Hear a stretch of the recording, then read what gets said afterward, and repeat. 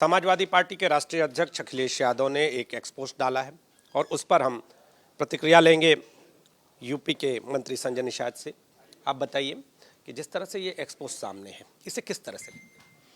देखिए, हमने अब तक के अपने दर्शन में, अपने अनुभव में प्राप्त किया है कि जनता के समर्थन से जो मंदिर बनते हैं या जो भी धार्मिक स्थान बनते हैं, उसका एक अलग व्यवस्था मतलब होता है। और किसी एक व्यक्ति विशेष के द्वारा कोई भी धार्मिक स्थान या उत्थान किया जाए तो उसका एक विशेष महत्व होता है। आप देखे होंगे कि गांव में भी 2 मंदिर हैं। ये गांव में गांव भर के लोग मिल के मंदिर बनाते हैं। देखो उसमें किस तरीके से लोगों के अंदर एक आस्था होती है।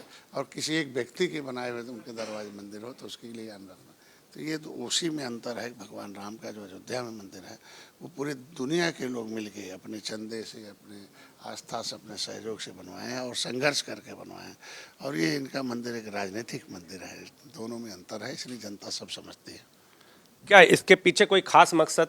प्राण प्रतिष्ठा जिस दिन हुई वो भी समय नज़दीक आ रहा है और इसको डालने का, इसको बताने का क्या? समय इन लोगों को जाना चाहिए था, क्योंकि ये धार्मिक देश है। धर्म किसी व्यक्ति का नहीं है। और जब जिस धर्म में आप जन्म लिए हो तो उस धर्म को अगर मानते हो तो उसको पूरा मानिए, उसको आस्थावान रखिए। और नहीं तो अगर धर्म बदल दिए हो तो उसके हिसाब से रहिए। अगर धर्म नहीं बदले हैं तो पूर्ण रूप से उस चीज़ को आत्मसात करना चाहिए था और उस प्रतिष्ठा में बिना बुलाए भी जाना चाहिए था, क्योंकि वो एक जाते तो एक बड़ा मैसेज जाता। लेकिन ये तो केदारेश्वर मंदिर बनवा रहे हैं, एकदम बिल्कुल हूबहू केदारनाथ की तरह। देखिए, कुछ भी कर डालें, सब मैंने बताने पहले कि अब वो मंदिर एक व्यक्ति को निर्माण करता और एक जो होता है कि लोग पब्लिक निर्माण करती है। देश के लोग मिलके आस्थावान लोग मिलते हैं। तो आस्थावान में जो निर्माण करते हैं उसकी आस्था जुड़ी होती है। और कोई व्यक्ति जो निर्माण करता है तो उसका व्यक्तिगत कोई न कोई उससे चीज़ जुड़ा होता है। असदुद्दीन ओवैसी ये कह रहे हैं कि एक दिन हिजाब वाली महिला देश की प्रधानमंत्री बनेगी। हिजाब वाले को इन्होंने, ये धार्मिक खिताब है। हिजाब क्या खिताब है कि महिला को नीचे रखना है, मस्जिद में नहीं घुसने देना है, उसको साथ में भागीदारी नहीं होगी। गलती पुरुष करेगा, कहीं चोट लग गया महिला को पैर पाँव में, कहीं बुखार हो गया अचानक, उसने पति के सामने उससे नहीं आई और तलाक बोल दिया तो उसको किस तरीके से आप देखे होंगे कि उसको। तो पहले तो धार्मिक रूप से उनको, सामाजिक रूप से उनका वो शोषण बंद हो जाए, उनका अधिकार मिल जाए, तब जाके काम करें। और जो प्रधानमंत्री और मुख्यमंत्री पद है ये जनता के द्वारा दिया गया एक खिताब है। ये मतलब एक तरीके का तो अभिभावक कैसा होना चाहिए। जो अभिभावक खुद ही एक धर्म का गुलाम हो तो उसको कैसे आप कर सकते हैं। आज के दिन में एक प्रधानमंत्री और मुख्यमंत्री का अभिभावक चुनने का मामला है तो अभिभावक वही होगा ना जो गुलामी की दास्ता से मुक्ति लाए, जो लोगों को समानता दिलाए, शोषण से मुक्ति दिलाए।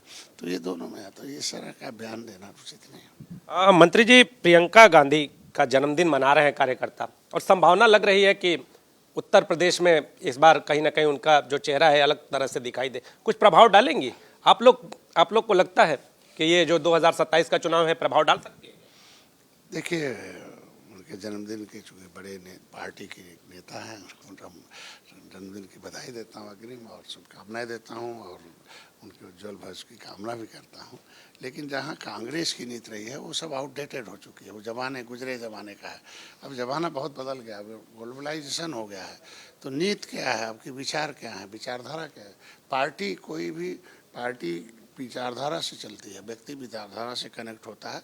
तो कांग्रेस अपनी विचारधारा वही पुराने ज़माने की, जो अंग्रेज़ों के समय की, भाई अंग्रेज़ों ने जिसकी नींव रखी हो कांग्रेस की, तो अंग्रेज़ों के बनाए हुए विचारधारा पर कांग्रेस थी।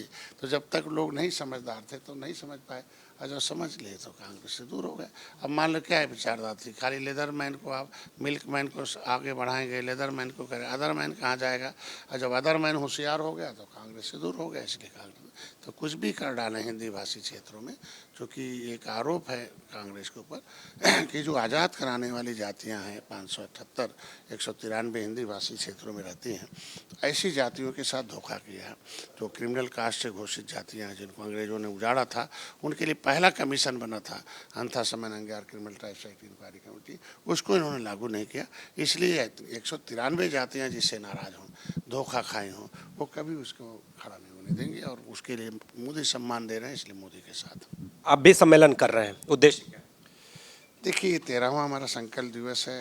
ये कार्यकर्ताओं का संकल्प दिवस है। मैंने संकल्प लिया था, जिस तरीके से मेरे पुरखों ने देश को आज़ाद कराया है, मुगलों अंग्रेज़ों को मौत के घाट उतारा है, संविधान बनवाया है, तो मैंने संविधान लिखा कि संविधान में जो उनका हक है, जो संवैधानिक व्यवस्था है, आरक्षण है, जो अनुसूचित जाति अत्याचार निवारण अधिनियम से जातियां सुरक्षित हैं, क्रिमिनल कास्ट से जो प्रभावित जातियां, अंग्रेजों से उजड़ी जातियां हैं, उन्हें विकास की मुख्यधारा में लाने के लिए, संवैधानिक व्यवस्था दिलाने के लिए मैंने संकल्प लिया। प्रदर्शन इसे लोग कह रहे हैं। नहीं, इसे शक्ति प्रदर्शन नहीं कहा जा सकता। शक्ति प्रदर्शन तो दुश्मनों के सामने किया जाता है, मित्र के सामने नहीं किया जाता है।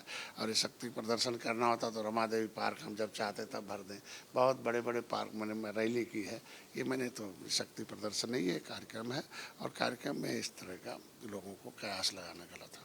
मंत्री संजय निषाद अखिलेश यादव के जो मंदिर है उसे राजनीतिक मंदिर बता रहे हैं।